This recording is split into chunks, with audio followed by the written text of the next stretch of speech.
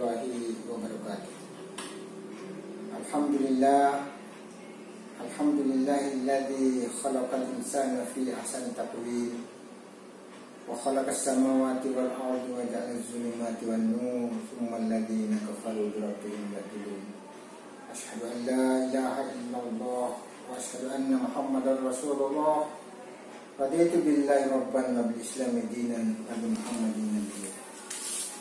Para pemirsa pecinta ilmu ma'rifat yang insyaallah dimuliakan Allah Subhanahu wa taala dan yang kami hormati. Pada bulan ini adalah bulan Ramadan. Karena itu dalam setiap lisan senantiasa keluar kata-kata yang penuh dengan bahagia. Marhaban ya Ramadan. Selamat datang wahai bulan suci Ramadan. Marhaban biasa dipakai untuk bulan suci Ramadan, karena ucapan selamat datang kepada bulan suci yang sudah pasti akan datang di tahun-tahun kemudian. Akan tapi berbeda dengan ketika ada tamu yang ingin mengunjungi atau bertamu ke rumah kita. Kita terkadang mendengarkan ucapan-ucapan yang bau Arab, ahlan wa sahlan.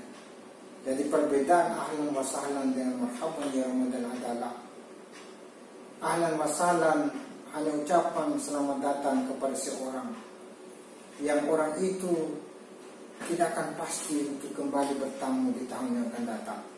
Tetapi marhaban ya Ramadan sudah pasti. Bulan Ramadan kita tidak ada, mereka tidak ada, tetapi bulan Ramadan tetap ada dan hadir untuk bertamu pada setiap waktu, setiap tahun. Pemirsa sekalian yang insyaallah dimuliakan Allah Subhanahu wa taala dan yang kami hormati. Karena itu bulan suci Ramadan dikenal dengan marhaban Ramadan. Ramadan artinya panas, yaitu membakar. Bulan yang penuh dengan panas, bulan yang penuh membakar. Apa yang dipanas, apa yang dibakar, yaitu dosa-dosa. Sebagaimana sabda Rasulullah SAW, "Man shama Ramadana imana wa ihtisaban, ghufira lahu ma taqaddama min dzanbi." Barang siapa yang berpuasa di bulan Ramadan karena iman percaya kepada Allah Subhanahu wa taala dan mengharapkan ridha Allah Subhanahu wa taala, maka semua dosa-dosa yang lalu diampuni oleh Allah Subhanahu wa taala dan dibakar sebagaimana api membakar kayu api. Pemirsa yang dirahmati Allah Subhanahu wa taala, oleh karena itu kehadiran bulan Ramadan tentu kita harus menjemput dengan penuh kebahagiaan, karena bulan Ramadan tentu akan memberikan rahmat kepada kita semua. Di bulan Ramadan tentu akan memberikan ampunan kepada kita semua. Di bulan Ramadan memberikan kesempatan kita untuk menanam amal sebanyak-banyaknya, agar supaya amal-amal yang kita lakukan pada bulan Ramadan, para malaikat Allah Subhanahu wa taala mencatat sebagai amalan saleh. Amalan saleh, amalan yang baik ini akan menjadi bukti di hadapan Allah Subhanahu wa taala, dan Allah akan membalas dengan pahala yang tertinggi. Sebagaimana yang dijanjikan adalah Jannatul Firdaus, tempat yang paling nikmat, surga Firdaus Allah Subhanahu wa taala bagi orang yang berpuasa di bulan Ramadan karena iman, karena mengharap dari Allah Subhanahu wa taala. Yang kedua, pemirsa sekalian, bahwa untuk atau agar supaya kita punya dosa-dosa masa lalu diampuni Allah Subhanahu wa taala, kita tentu harus mengikuti ajaran Nabi besar Muhammad sallallahu alaihi wasallam sebagaimana sabdanya, "Man qama Ramadana imana wa ihtisaban, ghufira lahu ma taqaddama min dzanbi." Barang siapa yang berdiri di tengah malam karena iman dan mengharapkan ridha Allah Subhanahu wa taala, maka dosanya diampuni oleh Allah Subhanahu wa taala. Apa kira-kira makna yang dimaksud dengan maqam Ramadan? Yang berdiri adalah melaksanakan sholat lail atau melaksanakan sholat tarawih. Sholat tarawih yang biasa kita laksanakan adalah 11 rakaat.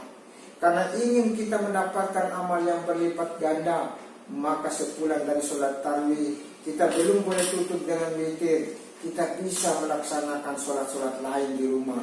Apakah sholat istihara, atau sholat mutlak, atau sholat tasbih, atau sholat tobat dan seterusnya.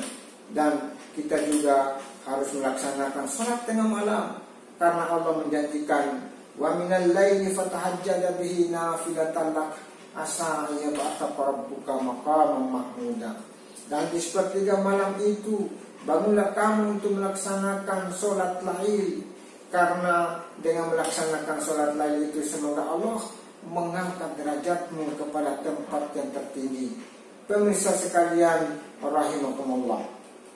Oleh karena itu, hal-hal yang harus kita lakukan untuk membakar semua dosa-dosa di masa lalu, yakni kita harus perbanyak membaca Al-Quran. Bukan hanya dibaca Al-Quran, tapi dipahami artinya, kemudian diamalkan maksud daripada Al-Quran. Selain daripada itu, jemaah rahimakumullah, bahwa orang-orang yang melaksanakan membaca Al-Quran, tidak hanya dengan itu, dia juga harus banyak memberikan amalan-amalan lain.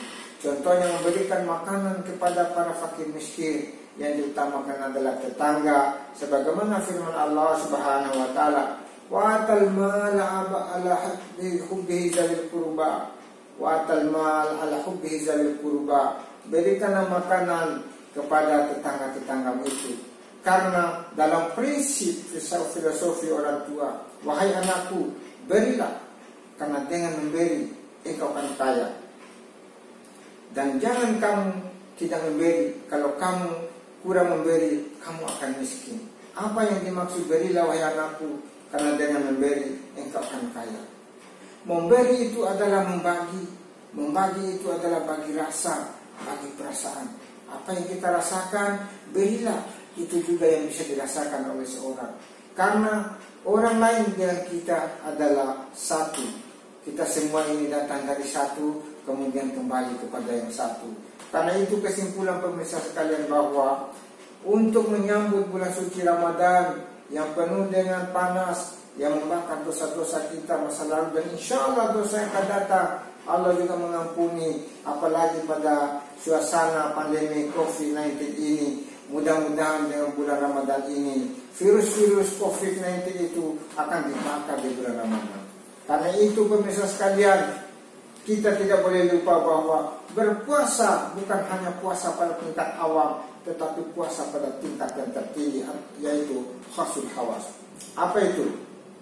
Menahan makan, minum, hawa nafsu, biologis, kebiasaan-kebiasaan yang tidak baik, mulai dari terbit fajar sampai dengan terbenam matahari. Disitulah kita bisa mengukur diri kita bahwa puasa di bulan ini adalah puasa yang berkualitas. Yang kedua, kita melaksanakan sholat lain bukan hanya sekedar sholat, hanya partisipasi secara ritual-ritual belaka, tetapi kita harus memaknai apa sebenarnya maksud dibalik sholat tarawih, sholat lain itu. Kita harus implementasikan dalam kehidupan sehari-hari. Yang ketiga, membaca Al-Quran bukan hanya dibaca, tetapi bagaimana kita pahami. Kita melihat ada Al-Quran yang kita baca secara perkataan Allah, ya, atau qauliyah, tetapi ada juga Al-Quran besar, yaitu qauliyah. Dan yang terakhir adalah bagaimana kita harus banyak memberikan kepada seorang. Memberi itu bukan hanya sekedar untuk riya, tetapi memberilah dengan bismillah dan lillahi ta'ala. Semua yang dimulai dengan lillahi ta'ala, maka kualitasnya lebih tinggi dibandingkan dengan perbuatan yang selalu berdasarkan pertimbangan-pertimbangan atas popularitas dan sebaiknya. Semoga ada manfaatnya. Barakallahu li wa lakum. Wassalamualaikum warahmatullahi wabarakatuh.